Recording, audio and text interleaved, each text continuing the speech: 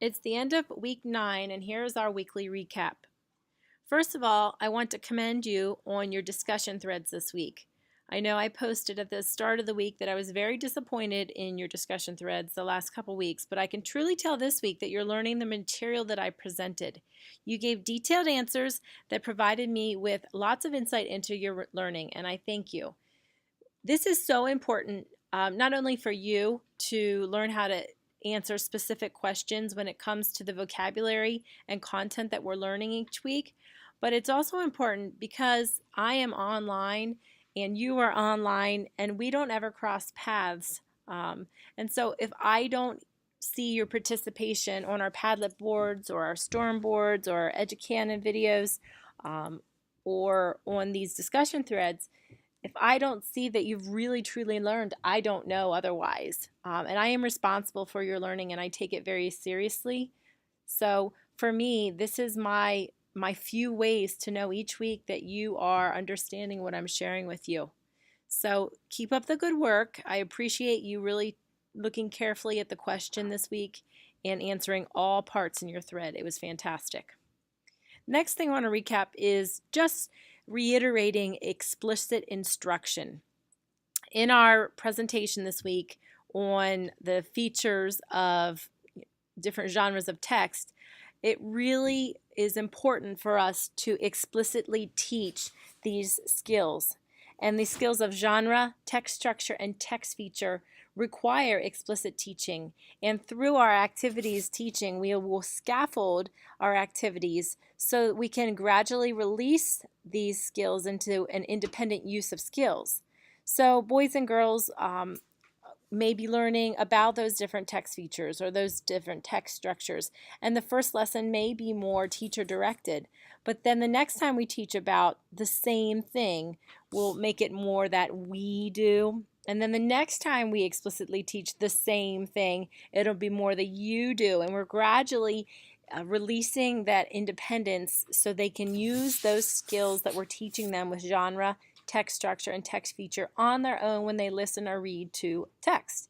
This is how they can be successful in comprehending everything that they're reading about or learning about in the classroom.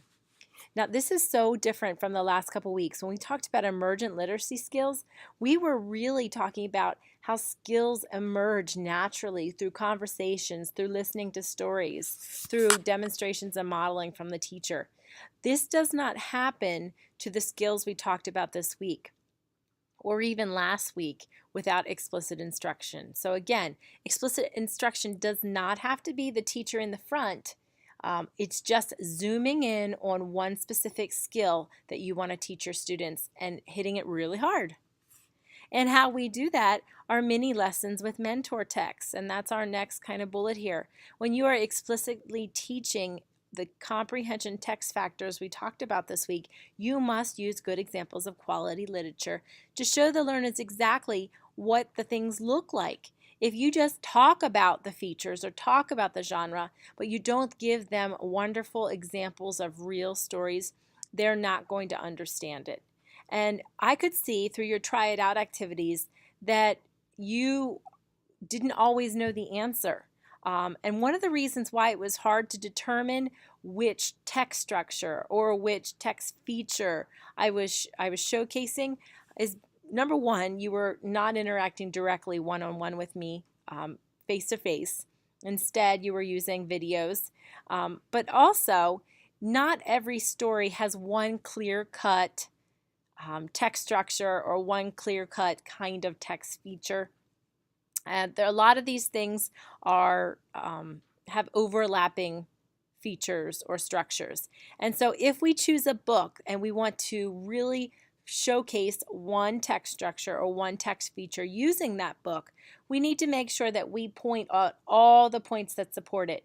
So if you think back into our presentation, we had a slide that it was on text structure and had a graphic organizer and language to listen for and a description of each kind of text structure.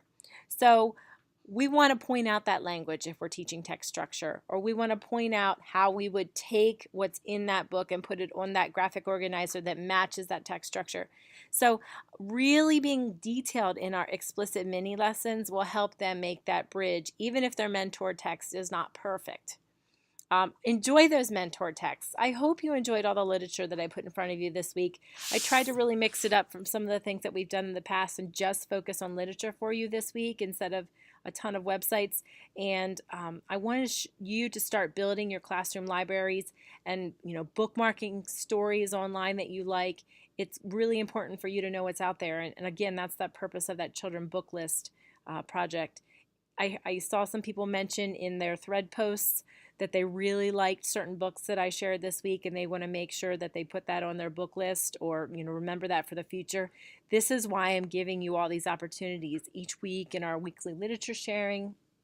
Throughout our videos, I'm trying to help you build your resource libraries so when you get out there in the classroom, you have an arsenal right there at your fingertips when you need to teach comprehension, or you need to teach writing, or you need to teach something else that we're learning about. You're ready.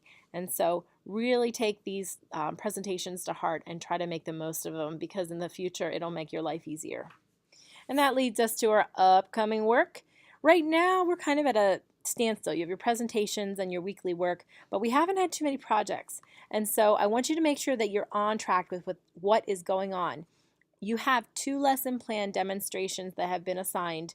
I will give you some more details about how I want you to share them, because you have both the lesson plan to share, and that makes 2, and you have video to share of the demo, and that is also 2. And I'll give you probably next week or the week after that some information on how to share it. But right now you should be focusing on writing 2 quality lesson plans and getting that book list project finished. If you remember, that was introduced way back in the beginning of the semester. The lesson plans are going to be due the week of Thanksgiving. The book list project is due the week before your lesson plans are due, so 3 weeks into November. And then next week, I'm going to be introducing the curriculum alignment project. Okay. And that curriculum alignment project really piggybacks hand in hand with the book list project, and you'll hear more about that next week. But I want you to know that it's really important for you to get started and not get behind. The curriculum alignment project is due 1 week before the book list. So keep up to date on what's going on, and you'll feel much better yourself as we move through the next couple weeks as it gets hectic.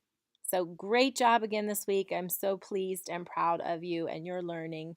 And next week, on week 10, we'll be working on vocabulary and content area learning. And it's going to be a tied together presentation on things that we've learned the last 2 weeks, because comprehension and vocabulary go hand in hand.